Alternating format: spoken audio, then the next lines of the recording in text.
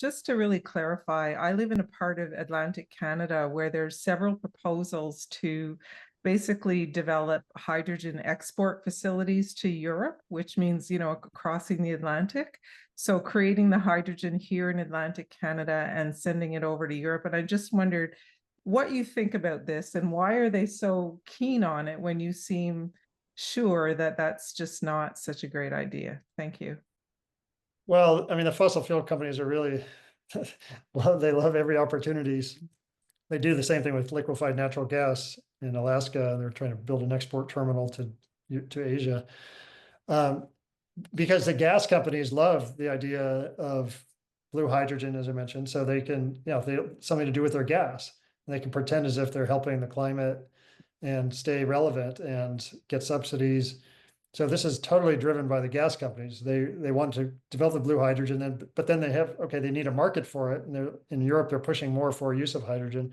So that they're saying, well, we can make hydrogen from gas, and then we can convert it to a chemical like ammonia or some other chemical, and then transport it, or we can liquefy it and transport it in tanks. So there are different ways you can do it. It's all, you can do all these things, but they don't help with climate one bit. They require a lot of energy. There's a lot of emissions associated with them that are not accounted for properly.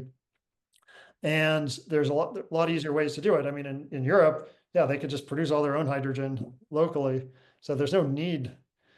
And even in Europe, they don't even have the demand right now that would require this. I think they're kind of just seeing the demand, because in Europe, they've been talking a lot about using hydrogen, although the actual action has been slower than the talk. So I think that in Canada, the gas companies are kind of trying to anticipate what might happen, and so they're trying to get ahead of the game. So they would make money off of it, but it's not helping the climate or air quality or energy security. It's just making problems worse by delaying a solution.